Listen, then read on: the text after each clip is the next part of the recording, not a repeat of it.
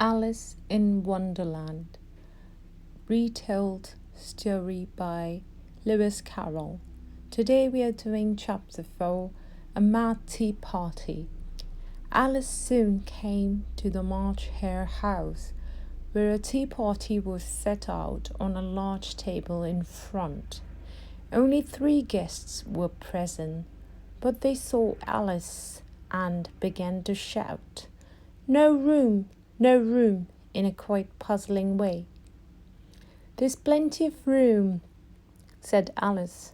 She sat down opposite the March Hare and the Hatter, who were both leaning on a dormouse that slept with its head on the table. The pair of them were drinking tea. "Have some wine," offered the March Hare. Alice looked, but there was nothing to drink except tea. "There isn't any wine," she commented. "It isn't very polite to offer something you don't have." "It isn't very polite to sit down without being invited," said the March Hare. "The dormouse is asleep again," said the Hatter, and he poured a little hot tea upon its nose. It didn't even open its eyes. "How time flies," said the Hatter thoughtfully. "Do you know the last time I was on speaking terms with time?" At this, Alice raised her eyebrows. "Was when I sang at the concert given by the Queen of Hearts. I sang, 'Twinkle, twinkle.'" He began to sing mournfully, "Twinkle, twinkle, little bat, how I wonder what you're at. Up above the world you fly, like a tea tray in the sky. Twinkle, twinkle, little bat." Here the dormouse began singing in its sleep until they pinched it to make it stop. "I'd hardly finished the first verse," said the Hatter, when the Queen shouted, "He's murdering time!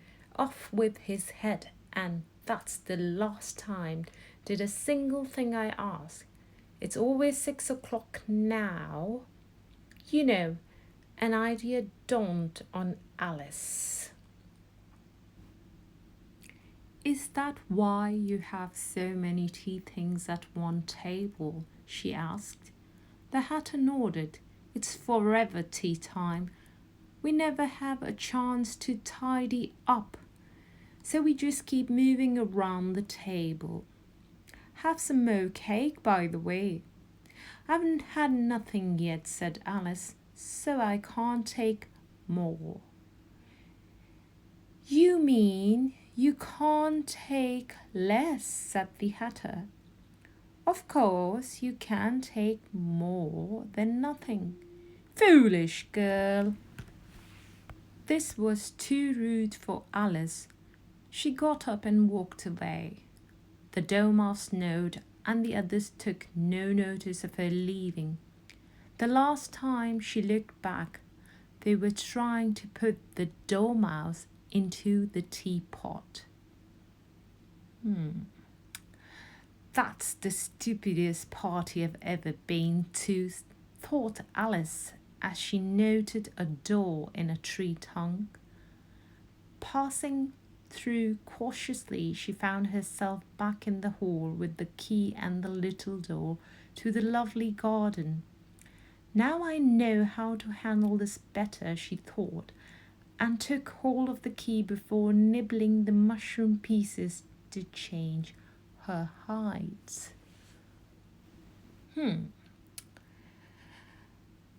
Finally, Alice found herself standing among the flowers next to a babbling fountain. She watched as 3 curious-looking gardeners busied themselves painting the white roses red. "Ahem," coughed Alice. "Could you tell me why you are doing that?" The gardener on the left, who looked very much like the 5 of spades, explained. "It was supposed to be a red rose tree, miss, but we planted a white one by mistake. If we don't put it right, the Queen will chop off our heads." At that moment, a voice shouted, "The Queen! The Queen!" and the three gardeners threw themselves flat on the floor. Alice watched in fascination as a procession of carts marched past. First came 10 soldiers carrying clubs, then 10 courtiers who were richly decorated with diamonds. They all marched in 2 by 2. After them were the 10 royal children, all ornamented with hearts and holding hands with each other. Finally, in paraded the guest, a rich party of kings and queens, with the white rabbit scuttling at the back. The king and the queen were the last to arrive, and as they walked past Alice, they stopped. Alice wondered if she should lie face down like the gardeners, but decided against it. Instead, she stood still and waited. After all, she thought, what is the use of procession if nobody can see it? "Who is this?" the Queen asked the Knave of Hearts, standing next to her. "My name is Alice, so please, Your Majesty," she said, and dropped a curtsy in front of the Queen. "Impertinent child, I was not asking you." "Off with her head," she screeched, turning crimson with anger. The white rabbit crept up to Alice and led her away. "Where is the Duchess?" she whispered. "She's due to be executed too," he replied. Alice wasn't particularly sorry, but the Queen's voice got through their conversation. "Get to your places. Let the croquet begin." It was the most curious game Alice had ever seen. The balls were live hedgehogs and the mullets were flamingos. The soldiers folded themselves over to make the croquet hoops. They kept getting up and walking off, and Alice soon decided it was a very difficult game indeed. Alice's hedgehog constantly unrolled itself and moved to a new place, and none of the players waited their turn. The flamingo would not keep straight and still and twisted itself around to look at Alice with a puzzled expression that made Alice giggle. The Queen worked herself into a fury and stamped about, shouting, "Off with his head every minute." "It's a wonder that anyone is still alive," said Alice, at which point the Cheshire Cat reappeared. Alice waited until the cat's whole head was in front of her, for it is no use speaking until its ears have come, and then began to complain about the game. "Who are you talking to?" asked the king, as he strolled past with his flamingos under his arms.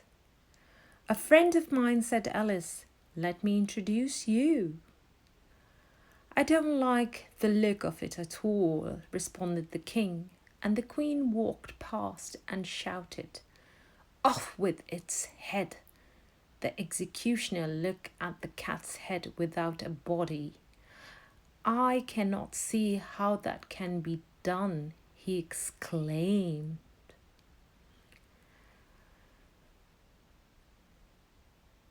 "For how can you cut off a head with no body to cut it from?" at which point the cat began to fade away slowly and the argument became pointless. I hope you like chapter 4. We will be doing chapter 5, the mock turtle, very soon.